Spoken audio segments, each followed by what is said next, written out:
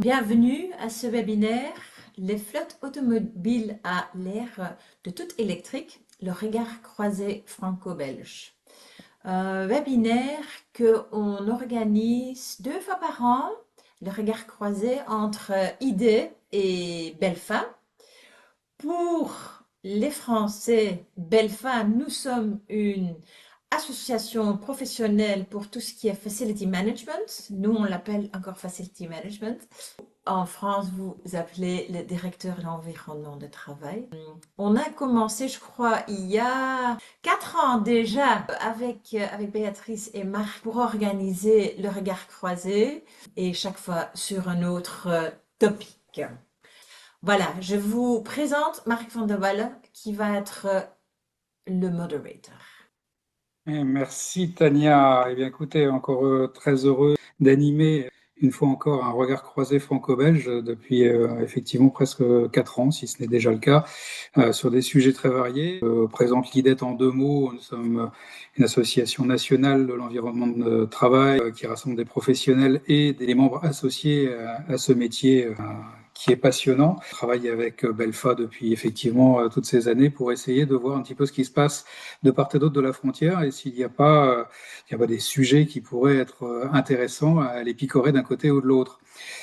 Aujourd'hui, on va parler de flotte automobile à l'ère du tout électrique. C'est un sujet qui, de part et d'autre de la frontière, commence à effectivement être prégnant. Vous entendez ces derniers jours que plus de 25% du parc automobile français devenait électrique. C'est un sujet sur lequel nous allons débattre. J'invite l'ensemble de nos participants, s'ils ont des questions, à utiliser le chat. Je piocherai les questions au fur et à mesure qu'elles se présentent et j'essaierai de les intégrer et de désigner un interlocuteur français et un interlocuteur belge susceptibles de pouvoir y répondre. Nous sommes allés chercher les experts les plus patentés en la matière. À tout seigneur, tout honneur, je passe la parole à Béatrice, Madame la présidente honoraire des Hauts-de-France de l'IDET.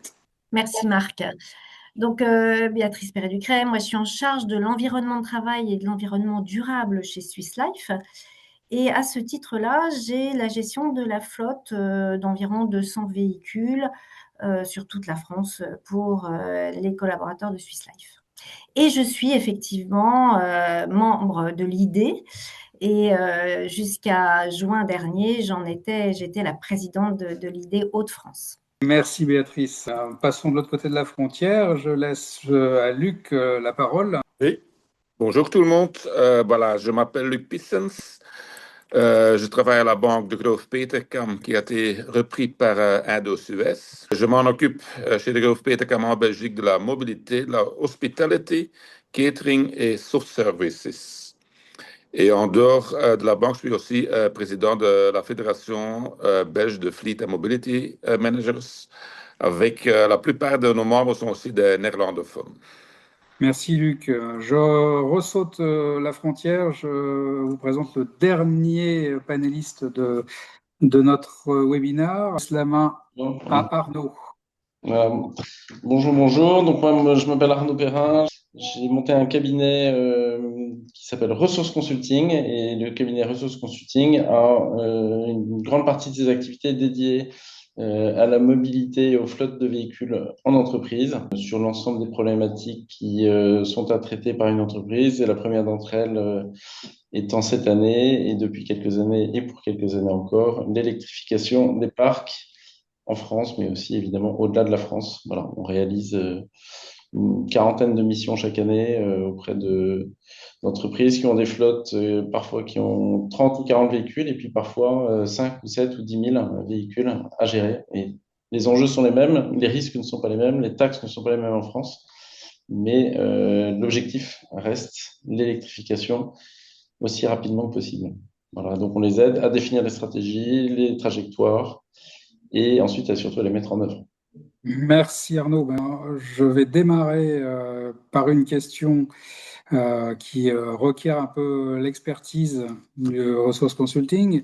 Pour nous préciser un petit peu la situation, alors peut-être en France et aussi en Belgique, dans la mesure du possible, quelle proportion du parc automobile professionnel est aujourd'hui est aujourd'hui en tout électrique. Alors, je ferai la dissociation entre le tout électrique et l'hybride. Oui, et la distinction est nécessaire parce que, vu de la réglementation de l'administration française, je parle pour la France hein, essentiellement, l'hybride rechargeable, donc celle qu'on branche sur une prise, l'hybride rechargeable est encore considéré comme un véhicule électrifié et donc qui rentre dans les bonnes cases de la loi d'orientation des mobilités, la LOM. Voilà. Mais ça ne va pas durer très longtemps dans la mesure où les nouvelles réglementations de cette année, notamment d'un point de vue fiscal, mettent à bas cette motorisation. Donc si je regarde, et si j'ai envie de me faire mal, et que je regarde de l'électrification effective en France aujourd'hui, sur l'ensemble des parcs, ça représente à peu près 2,5 millions de véhicules. Le parc français, c'est à peu près 40 millions de véhicules roulants. Et sur les 40, vous en avez à peu près 7 en France pour les entreprises. Alors, et sur l'ensemble, voilà, on a 2,5 millions de véhicules, dont 1,5, 1,6 à la fin de cette année, qui sont effectivement 100% électriques. Donc ça, c'est un chiffre qui est évidemment pas très important, hein, puisqu'on atteint péniblement les 5% du parc. Néanmoins, ce qui est important aujourd'hui, c'est de voir la tendance. Et la tendance, là, elle s'est sérieusement accélérée cette année, avec des réglementations sur lesquelles on pourra revenir et qui incitent économiquement assez fortement les entreprises à privilégier l'électrique si elles veulent garder des véhicules dans leur flotte. Les dernières tendances, notamment depuis le mois de juin, juillet, font état de à peu près 25% en entreprise, de 25% des commandes en véhicules électriques, dont un petit 20 en full électrique. Voilà, donc on a à peu près 30 000 véhicules qui sont 100% électriques et puis une petite quarantaine qui sont électrifiés, si je redistingue les deux. Voilà, donc la tendance est bonne, mais effectivement, il aura fallu non seulement des objectifs depuis quelques années quant au taux de renouvellement véhicules électrifiés ou véhicules 100% électriques et qui se sont traduits malheureusement par des commandes trop faibles et qui donc ont donné lieu cette année à une taxe et à tout un tas de mesures sur lesquelles on pourra revenir qui, en gros, pénalisent très fortement le thermique alors qu'ils maintiennent, entre guillemets, l'attractivité de l'électrique. Donc, on n'est pas venu baisser les coûts de l'électrique, on est venu alourdir les coûts du thermique par une fiscalité, on va dire, dissuasive. Voilà. D'accord. C'est une spécificité franco-française, pouvant en convenir. Par ailleurs, absolument. Et pas en Belgique. Luc, est-ce qu'on peut avoir un éclairage concernant la Belgique sur cette même question du parc automobile professionnel? Bon, j'ai dû faire quelques recherches et j'espère qu'ils sont corrects. Donc, chez nous en Belgique, environ 30% des voitures de leasing seront électriques ou sont électriques. Donc, on parle quand même de 180 000 à 200 voitures qui sont full électriques. Ce qui est la différence entre la Belgique et la France, c'est qu'en Belgique, la voiture de leasing, c'est plutôt une voiture de salaire. Hein. Avec la forte fiscalité qu'on a chez nous, la voiture est quand même fiscalement très avantageuse pour l'employé et pour l'employeur, pour les deux. En ce qui concerne la déductibilité, parce que ça c'est très important, donc chez nous en Belgique, on travaille toujours sur un TCO, un Total Cost of Ownership de la voiture, donc on va regarder combien la voiture coûte réellement à l'entreprise, donc en tenant compte du leasing, en tenant compte de la déductibilité, de la consommation, etc. Je veux quand même dire que pour les voitures électriques, jusqu'à aujourd'hui, c'est encore déductible à 100%. Et les 100% vont diminuer à partir de 2027. En 2027, 95% pour arriver en 2030 à 75%. Si on fait comparaison avec les voitures électriques, avec les PHV, donc les plug-in hybrides, aujourd'hui, c'est une déductibilité de 75%. Et à partir de 2028, c'est même à zéro. C'est pour ça qu'en Belgique, il y a tellement de voitures électriques qu'il y a déjà aujourd'hui et qui vont être dans le futur. J'imagine que ça va de pair avec l'autonomie qui est créée pour les véhicules, un sujet qui est pas tout à fait perçu de la même façon en Belgique comme en France. Il est plus facile de traverser la Belgique d'une seule traite que la France d'une seule traite. C'est peut-être une des raisons qui qui maintient encore un haut degré de thermicité dans le parc automobile. Arnaud, est-ce qu'on peut avoir déjà ce petit éclairage sur l'aspect logistique du véhicule? Sur la partie purement autonomie, tu veux dire? Oui, En tout cas, dans les tendances aujourd'hui, à la fois en termes d'équipement et en termes d'autonomie des véhicules, ce qui est certain, c'est que on a la chance en France, mais la Belgique est pas loin, on a et voire peut-être même devant d'ailleurs, d'avoir un taux en équipement d'infrastructure qui fait partie du trio de tête européen, quoi. Alors, donc par rapport à la surface du territoire, le maillage est plutôt favorable en France, même si ça a mis beaucoup de temps à démarrer. Il y avait un plan qui à l'époque s'appelait le plan 100 000 bornes, donc 100 000 bornes publiques, qui maintenant nous permet quasiment d'atteindre les 200 000. Et je ne parle pas ensuite de l'ensemble des autres points de recharge en entreprise, à domicile. Donc on a quand même des infrastructures qui aujourd'hui favorisent l'acceptation du sujet. Maintenant, dans les grandes questions, effectivement, on se pose la question de l'autonomie.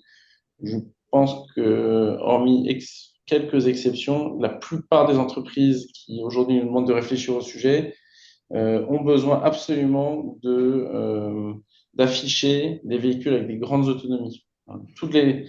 Les flottes qui aujourd'hui basculent dans l'électrique, on accompagne, encore une fois quelques exceptions près, sont des flottes qui regardent, je parle des véhicules de fonction, parce que les véhicules utilitaires, c'est vraiment une autre logique, des véhicules qui doivent à minima afficher 500-550 km WLTP, c'est-à-dire consommation annoncée ou autonomie annoncée, je ne parle pas ensuite de la réalité. oui. Alors, évidemment, c'est un sujet qui est aussi saisonnier. Il est toujours plus facile de respecter les kilométrages énoncés par les constructeurs au printemps et à l'automne qu'en plein milieu de l'été et en plein milieu de l'hiver. Mais donc voilà, on est même parfois amené, alors désolé si je sors un petit peu du cadre de ta question, on est même parfois amené dans certaines flottes pour des populations qui sont plutôt habituées à utiliser des véhicules citadins, donc des Clio, des C3, des 208, pour des questions de mobilité, d'autonomie, pardon, et donc de mobilité, à envisager un upgrade du véhicule, puisqu'aujourd'hui, sur ces gammes de véhicules, l'autonomie est trop réduite. C'est difficile de passer les 400. 400, sachant qu'on va, dans le meilleur des cas, enlever 20% d'autonomie au réel, voire plutôt 30 si jamais on est vraiment un routier. 400 x 0,7, ça fait même pas 300 km d'autonomie. C'est difficilement envisageable pour ces populations qui généralement sont des populations itinérantes. Donc on envisage plutôt un upgrade avec un véhicule qui donc est capable de proposer dans les meilleures marques et meilleurs modèles 500 au moins 500 km d'autonomie. Alors, on va se tourner vers Béatrice pour avoir le regard de l'usager gestionnaire de flotte. Béatrice, aujourd'hui, est-ce qu'on est au tout électrique chez Swiss Life et dans quelle mesure ça va évoluer? Alors, on n'est pas tout à fait au tout électrique. On en est assez loin d'ailleurs. Nous, on a deux catégories de voyageurs. Nos commerciaux, qui sont la catégorie la plus importante et qui ont des gros départements pour certains, donc qui roulent beaucoup. Et eux, depuis 3 ans, c'est très compliqué de leur expliquer qu'il faut passer à l'électrique. Donc, ceux qui ont avancé un peu, ils ont plutôt avancé sur de l'hybride. Et on voit bien que l'hybride aujourd'hui, c'est pas du tout la solution. Donc voilà, sur ce sujet-là, on n'est pas très loin. Sur l'autre sujet, donc une flotte plus statutaire, on n'est pas beaucoup mieux, mais ça concerne beaucoup moins de monde. Et là, une direction a été prise par notre CEO. Tout simplement, depuis 1 an, ils n'ont pas le droit de prendre autre chose qu'un véhicule électrique. Donc c'est assez, c'est assez arbitraire, mais au moins, bon. Mais depuis 1 an, il y a pas eu une seule commande quasiment. Donc on est vraiment sur des sujets très difficiles. L'électrique à faire accepter par nos collaborateurs, même par ceux qui finalement se déplacent pas quotidiennement dans leur travail, c'est quand même très difficile à faire accepter. Alors, je vais prendre la question sous l'angle de la logistique de charge. Je vais poser la question à Luc dans un premier temps parce que ça, pour le coup, ça m'est totalement inconnu en Belgique. comment est-ce que est organisée la capacité de mise en charge d'un véhicule à la fois sur les parkings des entreprises, mais aussi dans un deuxième temps sur les domiciles, parce que ceux qui ne repassent pas par l'entreprise pour venir chercher leur véhicule chargé, comment se charge-t-il à domicile et avec quelles incitations ou quelles compensations financières? Si vous me permettez, Arnaud, je suis désolé, mais je pensais que la Belgique était première en classe pour les bornes. Donc, désolé pour ça. Est-ce que c'est en Euh, nombre de voyages, en nombre d'habitants, en nombre de voitures, mais mais ce que je voulais dire, c'est que, bon, comme tu viens de dire, c'est une évolution, hein. Au début, puis je parlais, on est en train de faire l'électrification chez nous à partir de 2020, 2021. Et on voyait qu'en Flandre, le nombre des bornes était le même nombre qu'Amsterdam, donc très très peu. Et puis on voit que de plus en plus, on met des bornes en Belgique, surtout en Flandre et à Bruxelles, et aussi des supercharges où on te sait prendre l'électricité à 300 kWh. Seulement, la Wallonie n'a pas encore tellement de bornes, mais je crois qu'ils vont rattraper leur retard avec un nombre suffisant pour des bornes publiques ainsi que pour les superchargeurs. Chez nous, pour les bornes même, il y a toujours deux solutions, hein.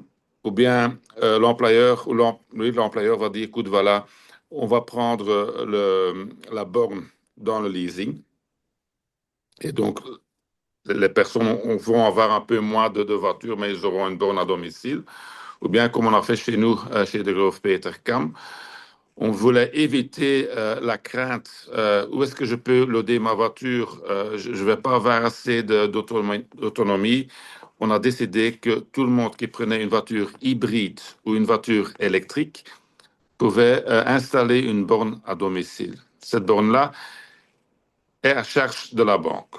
Donc, on met un package standard et si vous voulez mettre la borne, j'invente ici 30 mètres de ta maison, bon, vous allez payer les mètres qui sont plus, quoi. On reçoit un package de 10 mètres. Bon, si tu as besoin de 30 mètres, ben, on paye la différence. Effectivement, donc ça c'est pour aider nos membres du personnel, comme quoi ils savent prendre l'électricité à domicile. Maintenant, c'est vrai aussi que euh, au headquarters et dans les agences, ils savent aussi prendre l'électricité. Et naturellement, c'est plus avantageux. Pourquoi? Parce que là, on parle des tarifs corporate, hein. Si tu vas prendre l'électricité à la maison et qui est remboursé par le tarif CREG, c'est environ 30 cents par kilowattheure. Si on le fait à l'entreprise même, là, on parle de 15 à 20 cents. Si on va au-delà et on a vraiment besoin de très, très vite l'électricité, bon, ici en Belgique, on paye facilement 70 cents par kilowattheure.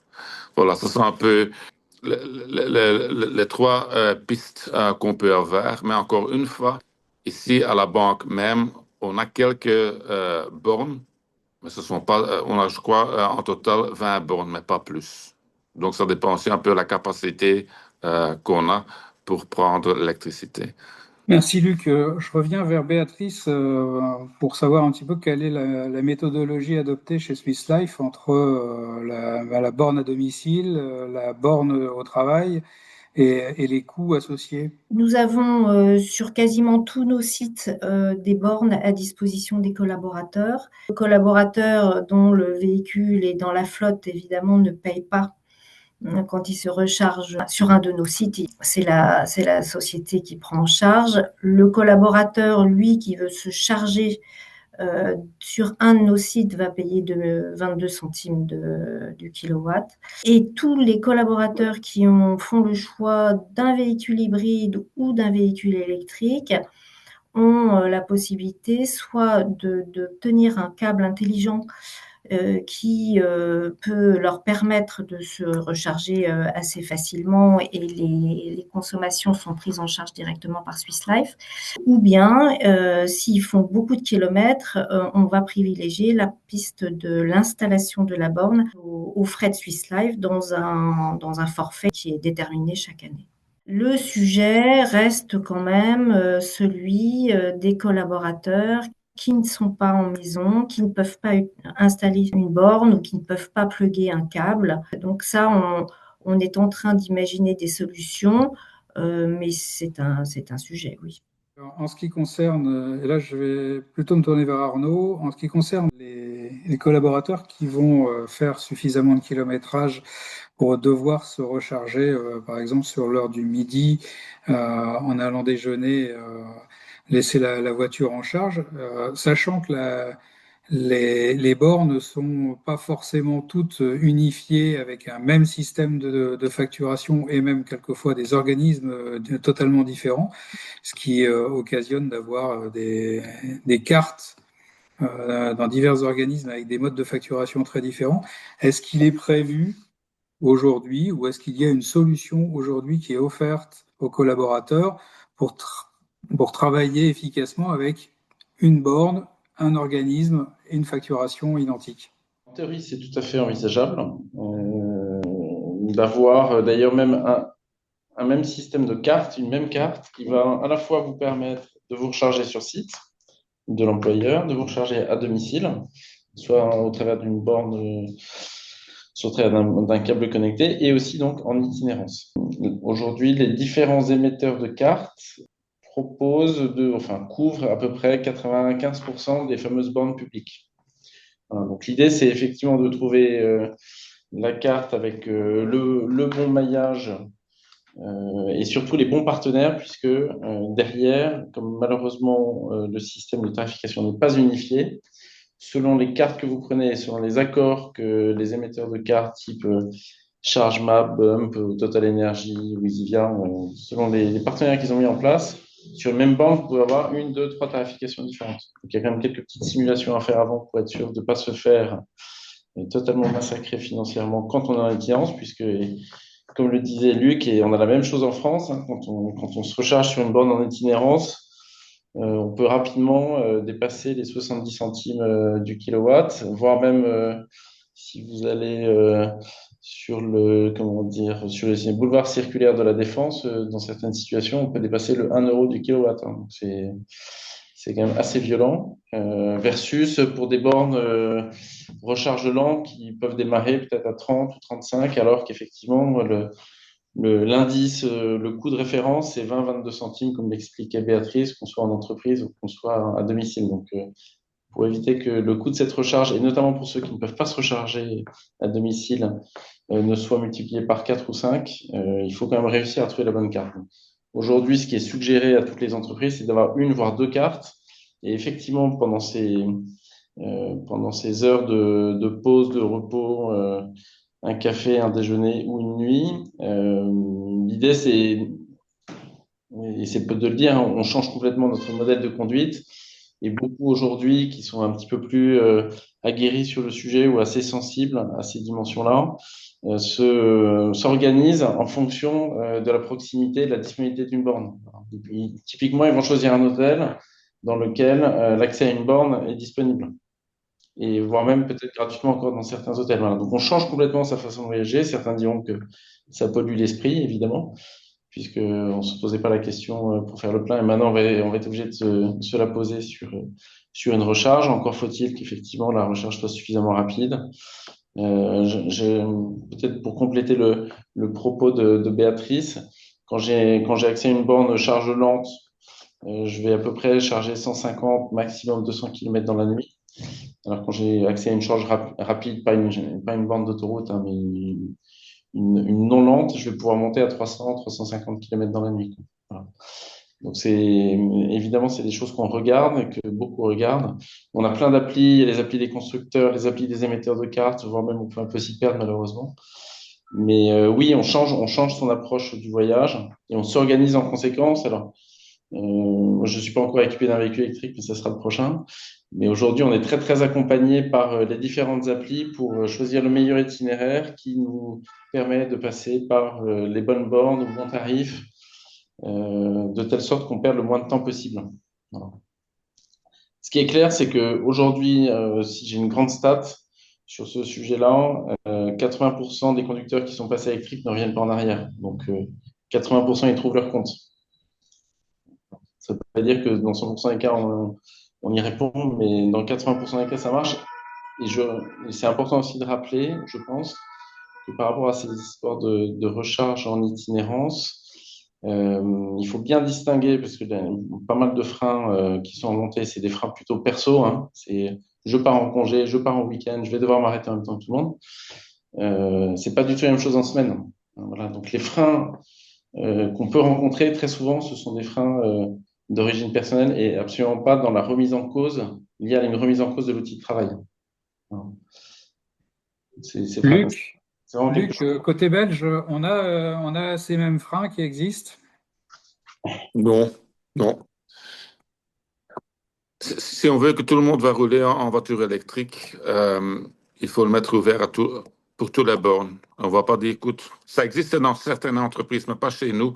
Je sais qu'il y a des entreprises qui disent, écoute, voilà, pendant le week-end, vous ne pouvez pas prendre l'électricité, ni à des superchargers, ça on ne peut pas faire. Mais chez nous, c'est faisable, quoi. Il faut un peu changer le mindset de tout le monde. Moi, je dis toujours, ceux qui roulent en voiture électrique, où ils peuvent prendre l'électricité, ils doivent le faire. Comme ça, ils ont presque jamais des problèmes d'autonomie. Ça, c'est une chose. Euh, Puis deux, limiter à seulement des bornes publiques qui vont te loader à 50 ou à 22 kWh. Je trouve ça pas une bonne idée. Donc, parce que les gens doivent être mobiles, point. Et c'est aussi une autre façon de rouler avec une voiture électrique. Donc, sur l'autoroute, il ne faut pas faire 130 parce que là, tu consommes énormément. Mais moi, je dis aux gens, voilà, vous êtes toujours mieux de rouler à 115, 120. Comme ça, l'autonomie reste quand même assez stable. Ce qu'il faut faire aussi, chez nous, par exemple, je donne un exemple, hein, on travaille avec des cartes Total Energies. Eh ben, il faut essayer de prendre toujours l'électricité à des bornes de Total Energies. Pourquoi? Parce qu'alors, on évite que l'employeur doit encore payer une sorte de commission pour toute l'électricité qui a été prise à une borne qui n'est pas à eux. Voilà. Merci. Alors, c'est vrai que c'est un sujet, on a eu pendant des années avec le thermique la possibilité de suivre des stages pour apprendre à consommer moins. Aujourd'hui, est-ce qu'il existe des stages pour apprendre à conduire mieux et à préserver l'autonomie de son véhicule? Ça Luc? existe, effectivement, ça existe. Mais je ne crois pas qu'il y a beaucoup de sociétés qui sont pour laisser apprendre les gens de rouler en voiture électrique. Honnêtement, chez nous, quand on commande une voiture, ça doit être chez un dealer bien destiné par nous. Donc, c'est un key dealer qu'on appelle. Et c'est le key dealer qui donne un peu d'explication comment il faut rouler avec une voiture. Mais pour dire qu'il y a des sessions de conduite qu'on organise, non.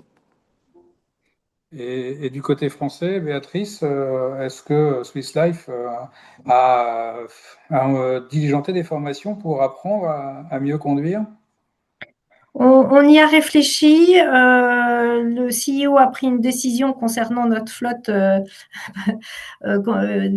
plutôt radicale sur une partie de notre flotte. Donc là, ben, du coup, c'est pas la formation qui va les aider à choisir leur véhicule électrique.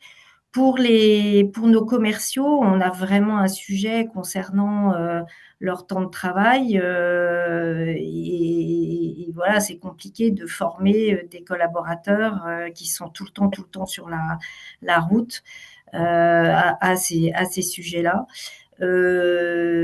Mais c'est vrai que quand on prend un véhicule électrique, souvent le concessionnaire propose une toute petite formation à l'utilisation du véhicule électrique. Ceci étant, il y a des formations qui sont proposées. Aujourd'hui, nous ne les avons pas choisies en tout cas.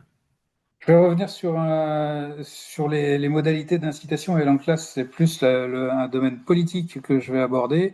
Les incitations gouvernementales sur le passage au tout électrique ou au partiellement électrique sont-elles identiques de part et d'autre de la frontière? Et là, je me retourne vers Arnaud qui a certainement plus d'informations sur ce sujet. Alors, concernant déjà la France, parce que la Belgique, je connais quelques éléments, mais je serai évidemment beaucoup moins expert que Luc. Concernant la France, même si il y a un terme qui s'appelle incitation dans une des fiscalités, le sujet quand même qui domine, c'est non pas l'incitation, mais c'est plutôt la fiscalisation à tout va. Donc, globalement, si j'électrifie pas, je suis pénalisé, hein. Donc, en premier lieu, maintenant, cette nouvelle taxe qui était parue cette année, qui porte abusivement le nom de taxe incitative, hein. C'est la taxe de non-verdissement. Donc, en fait, c'est pas une taxe pour inciter à verdir, c'est une taxe pour inciter à ne pas rouler en thermique. Voilà, C'est parce que ça. aujourd'hui, vous avez à peu près 4 ou 5 taxes qui ont vu leur montant sérieusement alourdi, et tout particulièrement lorsqu'il s'agit évidemment de thermique. En échange de quoi, si vous restez, comme je disais tout à l'heure, si vous restez en électrique, le coût reste à peu près maintenu. Là où aujourd'hui, et c'est en ça que l'électrification a également beaucoup bondi cette année, là où aujourd'hui on a une vraie incitation, c'est pas tant pour l'entreprise, qui est plutôt dans une approche de ce qu'elle a de type cost avoidance, mais c'est vraiment pour le collaborateur, puisque lui bénéficie aujourd'hui jusqu'à fin 2027 d'abattements extrêmement importants sur l'assiette des avantages en nature. Ces avantages en nature sont augmentés de 67% en France depuis le 1er février dernier, si jamais vous roulez en véhicule thermique. Donc ça représente à peu près 100 euros par mois de surcoût en impact direct sur le pouvoir d'achat du collaborateur, hein, 1 200 euros par an, qui doit dépenser en plus si jamais il roule en véhicule thermique. Il renouvelle son véhicule avec un thermique. Et en revanche, il peut réussir à regagner 100 euros dans l'autre sens si jamais il roule en électrique.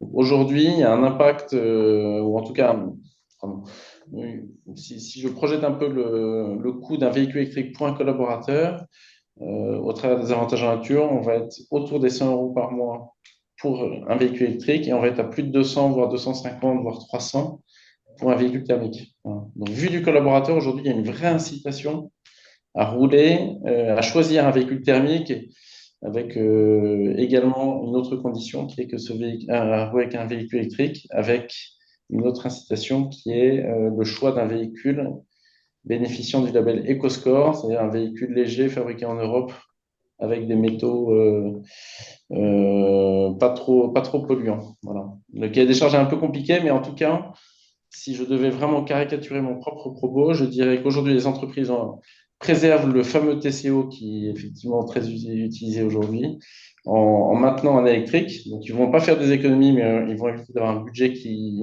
au travers des taxes, représenterait plus de 10%, hein. Un véhicule 2025 versus 2024, c'est plus de 10%. Et pour un véhicule de fonction, un TCO avant les nouvelles règles, c'était, selon évidemment les catégories, c'était entre 11 et 20 000 euros par an, mais mettons 12, 13 pour une flotte moyenne. Vous prenez plus 10% au travers des nouvelles taxes si vous ne passez pas en élec. Voilà. Vous restez à peu près à l'identique si vous passez en élec. Pour un collaborateur, voilà, ça coûte 1200 ou ça coûte 3000 euros. C'est à peu près ça l'impact. Donc aujourd'hui, on compte beaucoup sur les collaborateurs quand ils découvrent un catalogue de véhicules. On compte beaucoup sur le fait qu'ils vont voir que d'un côté, ça leur coûte 100 euros par mois, et de l'autre côté, ça va leur coûter 300. Et que donc, de ce fait-là, ils vont eux-mêmes se dire, tiens, quand même, pour 200 euros par mois, peut-être que je vais m'arrêter sur l'autoroute. Voilà. Et Merci, Arnaud. la tendance qu'on a, elle est vraiment là-dessus aujourd'hui, hein. C'est que ce sont les collaborateurs, même si évidemment tous ne sont pas logés à la même enseigne, ce sont les collaborateurs qui sont assez demandeurs d'une offre électrique. Voilà. C'est la vraie révolution de cette année 2025, hein. Avant, ce n'était pas du tout le cas, évidemment. Et Luc, côté belge, les deux sujets que vient d'aborder Arnaud, à savoir cette incitation gouvernementale existe-t-elle et sous quelle forme? Oui. Et ensuite peut-être nous parler de cette notion de total cost ownership en Belgique. Voilà. Bon, comme j'ai expliqué, hein, si on prend une voiture électrique, c'est déductible à 100%.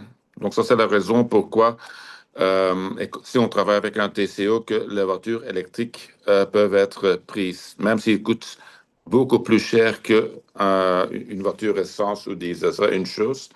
Et puis deux, Mais ça veut dire qu'on n'est pas passé de la phase de la caresse à la phase du coup de règle sur les doigts en Belgique.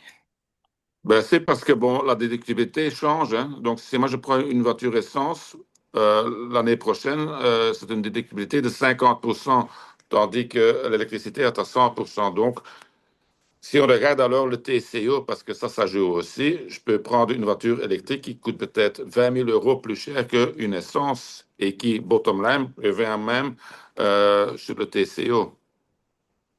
On paye aussi un avantage en nature, mais comme un avantage en nature est calculé d'une autre façon pour une voiture électrique que pour une voiture essence, ça veut dire que normalement, on paye moins d'avantages en nature pour une voiture électrique qu'une essence. Même, encore une fois, si le prix catalogue est beaucoup plus élevé qu'une voiture essence.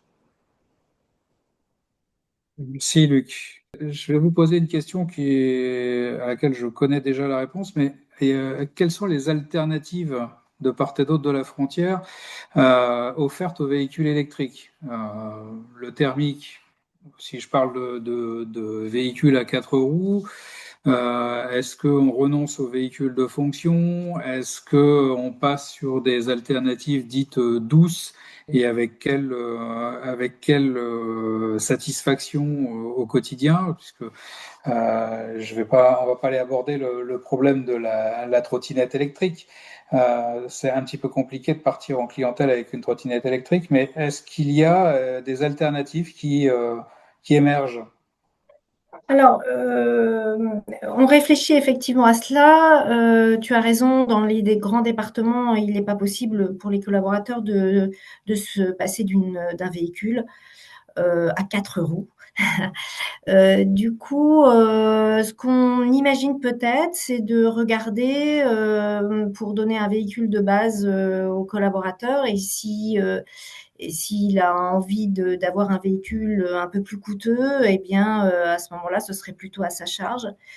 On a imaginé aussi qu'un collaborateur qui fait pas beaucoup de kilomètres dans l'année, parce qu'il a un tout petit secteur, lui, il pourrait peut-être revenir aux indemnités kilométriques. Enfin, ce sont vraiment des questions qu'on se pose, oui. D'accord. Côté belge, on y réfléchit de quelle manière à ces alternatives Ouais. aux véhicules? Vous savez, en Belgique, moi je dis toujours, les gens, ils ont deux choses dans l'estomac, c'est une brique et c'est un volant. Je suis désolé, c'est comme ça. Donc, chez nous en Belgique, la voiture de salaire, de voiture de leasing, c'est très demandé. Bon, qu'est-ce qu'on peut faire? Bon, chez nous en Belgique, il y a des catégories. Donc, dépendant de la fonction qu'on exerce dans une entreprise, on a un budget. Et à cause de ce budget, on peut prendre une voiture. Ce qu'on a fait à la banque, c'est que vous avez un budget, vous pouvez prendre une voiture, mais si cette voiture coûte moins cher que ton budget, tu peux encore le mettre de côté pour avoir un vélo ou par exemple de transport public. S'il y a des gens qui disent, écoute, voilà, comme je parlais toujours qu'une voiture salariale, j'ai pas besoin d'une voiture et j'habite assez près de la banque ou de l'entreprise, eh ben moi je préfère d'avoir un plan de mobilité fédéral. Et un plan de mobilité fédérale, c'est plutôt avoir un cash, mais qui est moins taxé. Donc là, tu es taxé à 35%, tandis que sinon, tu es taxé à 60-65%. Donc, ça, c'est un peu la grosse différence. Mais encore une fois, c'est avec des vagues, hein. Les jeunes aujourd'hui qui habitent près de la banque ou près de l'entreprise, ils sont plutôt pour aller vers un plan fédéral de mobilité, donc demander le cash. Et puis, on voit qu'ils vont se marier, ils vont avoir des enfants, et puis ils vont partir de Bruxelles, quoi. Donc, D'accord. Je ne sais Alors, pas je vais si me vous avez tourner. bien compris, mais ça, c'est un peu la différence entre les deux, le plan fédéral de la mobilité et le plan de mobilité tout court. Merci, Luc. Je vais me pencher un peu sur les questions du chat. C'est un petit peu varié, donc vous m'excuserez si il n'y a pas un linéaire dans les questions que je pose. Et puis vous m'excuserez aussi, mais c'est moi qui vais lancer la question et il faudra la rattraper au vol. J'ai par exemple David qui pose une question très pratico-pratique pour le propriétaire de la borne qui est installée chez le collaborateur. Et, dans l'hypothèse où la borne a été installée par le collaborateur et que, il quitte l'entreprise, que se passe-t-il pour cette borne? Nous, on a mis en place la possibilité de racheter la borne par le collaborateur en fonction de l'ancienneté de la borne. S'il part au bout de 10 ans, évidemment, la borne ne lui reviendra pas à grand-chose. S'il part l'année suivante, il faut qu'il aura à prendre en charge, je sais pas, 80 ou 90% du prix de la borne. En Belgique, on a quelque chose de similaire, je suppose? Oui, chez nous, c'est un peu la même chose. Donc, la borne est payée par la banque. Et si notre employé quitte la banque, bon, il doit encore payer une indemnité parce qu'il doit reprendre la borne. Et s'il veut pas prendre la borne parce qu'il veut plus rouler électrique? On va Bon, ben, enlever la borne. oui, ça nous embête un peu, mais D'accord. on le fait. Ouais. Alors, Tania avait aussi une question, mais là, pour éclairer sur la France, je la pose sur la France et sur la Belgique. Y a-t-il des normes d'équipement en borne de recharge sur les parkings en France comme en Belgique? Est-ce que sur un parking de 1000 places, on est désormais obligé d'installer X bornes et avec une puissance peut-être nominale précise? En Belgique, est-ce que c'est le cas? Bonne question, Tania. Plutôt pour des parkings souterrains, oui, là, on a une obligation de mettre des bornes. Mais c'est en cours. Pour l'instant, je ne crois pas qu'il y a vraiment une réglementation, mais c'est vraiment en cours. Par exemple, on a refait ici notre parking, Interparking à Arlois, et là, ils ont dû mettre 70 bornes. D'accord. Sur combien, Luc? Oh, 70 bornes, je crois qu'il y a, oh, je crois, 1000 emplacements. Et en France, Arnaud, je connais un peu déjà cette réponse, mais quelle est la norme en la matière? En France, la grande évolution elle date de cette année, puisqu'elle oblige les entreprises qui ont des parkings de plus de 20 places à prééquiper ou à équiper en borne ces parkings-là avec un certain taux d'équipement, ce qui avant n'était pas le cas, puisque ces réglementations-là ne s'appliquaient qu'à des bâtiments et des parkings qui étaient en état de rénovation. Alors, construction, rénovation, bâtiment neuf, bâtiment rénové, on avait l'obligation de prééquiper ou d'installer. Maintenant, cette mesure est étendue, évidemment dans des proportions moindres, à des parkings existants pour lesquels on n'a pas forcément de projet de rénovation. Se pose, et notamment pour certaines entreprises, la question de qui est propriétaire. Voilà. Et auquel cas, il incombe au propriétaire de respecter la loi, même si les grands sujets qu'on a aujourd'hui font que les dits propriétaires, les bailleurs, sont pas forcément hyper enclins à prééquiper ces juste un petit complément par rapport, si je peux me permettre, là, par rapport au sujet des bornes à domicile et de choix des bornes à domicile. Dans les grands critères qu'on a aujourd'hui en France, en tout cas, il y a une règle URSSAF qui est en fait assez précise et qui indique que si le collaborateur a financé lui-même la borne, évidemment, c'est même avec une aide de l'entreprise, c'est lui qui est propriétaire. Voilà. Ensuite, il faut voir un peu le montant de contribution de l'entreprise. En revanche, si c'est l'entreprise qui finance l'installation de la borne, la fourniture et l'installation, là, on a un système d'abattement sur les bornes et qui dépend en l'occurrence de l'âge de la borne et de la durée d'utilisation par le collaborateur, ce qui fait que si jamais il quitte l'entreprise avant 5 ans, il aura 50% dans la limite de 1 000 euros. Si c'est plus de 5 ans, ça sera 75% d'abattement. Donc, on est quand même assez encadré par l'URSSAF sur la notion de propriété et la contribution. Voilà. C'est pour ça qu'on considère que quand j'installe une borne à domicile, c'est important dès le début de pouvoir s'entendre avec le collaborateur sur les conditions de reprise ou non, parce que sinon il y a retraduction en avantage en nature. Je parle des bornes qui sont achetées, hein, je ne parle pas des bornes qui sont louées, mais il y a retraduction sur les avantages en nature. D'où le fait, et ça vient de reboucler sur l'autre point qu'on avait tout à l'heure, que certaines entreprises optent, notamment pour les petits rouleurs, optent pour des câbles intelligents ou câbles connectés, qui eux ne sont pas sujets à avantage en nature puisqu'ils appartiennent à l'entreprise, ils repartent dans l'entreprise une fois que le collaborateur l'a quitté. Alors, il y a beaucoup d'échanges sur le câble intelligent sur le chat.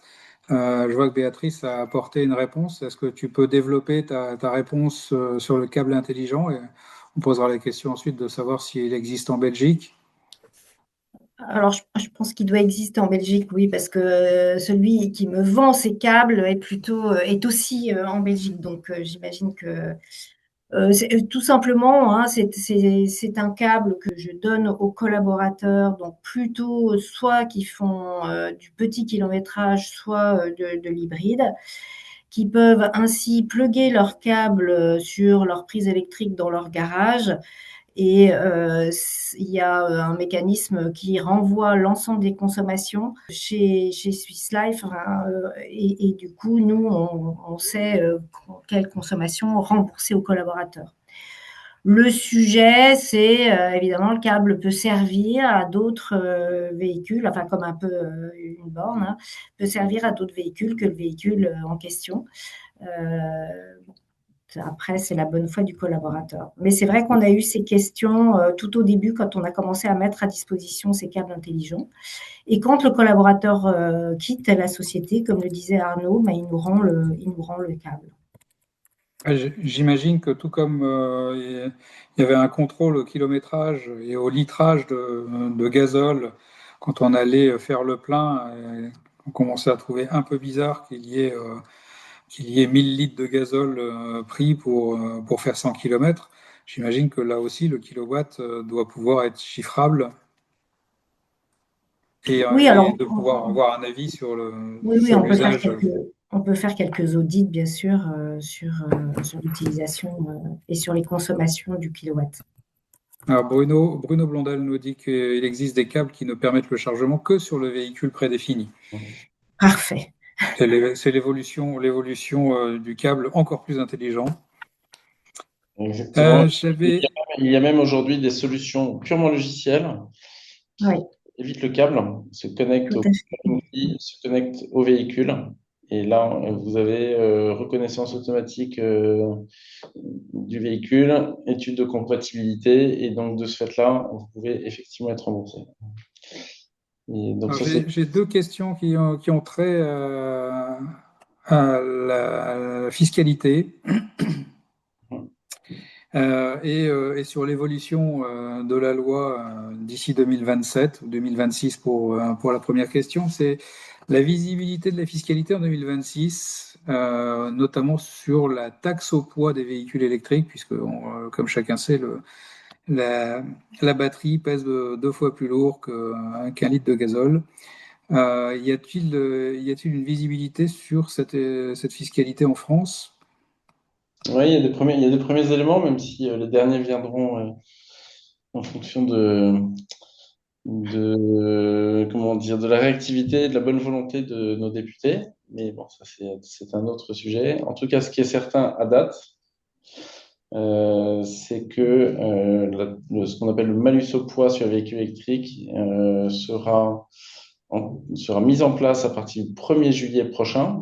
Donc, qui dit malus dit une fois l'immatriculation versus taxe égale tous les ans. Voilà, donc le malus au poids qui aujourd'hui ne concerne pas les véhicules électriques les concernera à partir du 1er juillet prochain, uniquement a priori pour les véhicules qui ne sont pas éco-scorés. Voilà, pour les véhicules éco-scorés, on y échappera. L'année dernière, c'était les véhicules hybrides rechargeables qui n'étaient pas concernés. Cette année, c'était hybrides rechargeables concernés. L'année prochaine, c'est électrique non éco-scoré avec un abattement de 500 kg. Donc, dans la réglementation française, le déclenchement du malus au poids se fait en 2025 à 1600 kg, en 2026 à 1500, avec un abattement de 200 kg pour les hybrides rechargeables et donc 500 kg pour les véhicules électriques non éco-scorés. Donc, si Ça vous avez... devient quand même extrêmement complexe de choisir son véhicule aujourd'hui. Pardon? Ça devient extrêmement complexe de choisir son véhicule en fonction de tous ces critères. Exactement.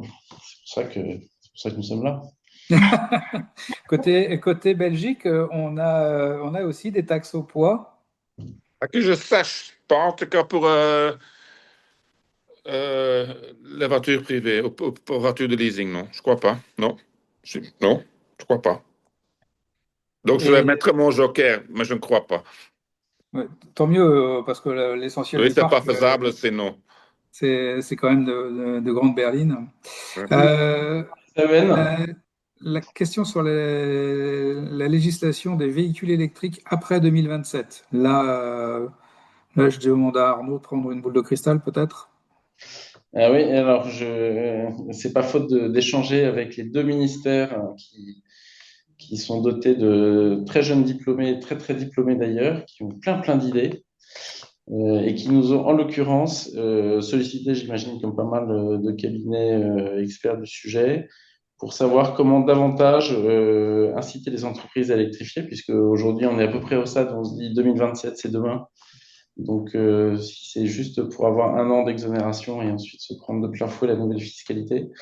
Donc, les grands messages qui sont passés, c'est donnez-nous de la visibilité et faites en sorte de prolonger ces abattements. Les abattements, ils concernent les avantages en nature sur les véhicules, les 70%, les avantages en nature sur l'énergie électrique, 100%, et les avantages en nature sur les bornes, 50%. Voilà. Et donc, tous les messages aujourd'hui convergents, convergent vers la prolongation, mais la décision, évidemment, leur appartient. Mais ils sont quand même très embêtés parce que les commandes étant trop limitées, ils peuvent difficilement continuer à taper sur le thermique sans forcément faire correspondre une forme d'attractivité pour les véhicules électriques. Donc oui, pas de boule de cristal, mais néanmoins des messages très forts qui leur remontent de part et d'autre. Donc au ministère de l'économie, à la direction des entreprises et au ministère de la transition écologique en France. Merci beaucoup. On arrive au terme de notre webinaire. Si je veux respecter le timing qui nous a été positionné, j'espère que vous avez profité de nos experts de part et d'autre de la frontière et que j'ai posé les bonnes questions tout au moins, et que les réponses aient été bonnes, je n'en ai aucun doute. Merci Marc, merci les intervenants, c'était très instructif. Voilà, comme on avait dit, on en fait 2 par an. On a une prochaine sur le titre, on ne sait pas encore. On va réfléchir. Si vous avez des idées, vous pouvez toujours nous envoyer ça, soit à l'idée, soit à Belfin. Avec ceci, voilà, c'est presque Noël. Encore quelques jours, bon, quelques. Je vous souhaite quand même tous des bonnes fêtes de fin d'année et en espérant de vous revoir l'année prochaine. Bonne fin d'année à tous.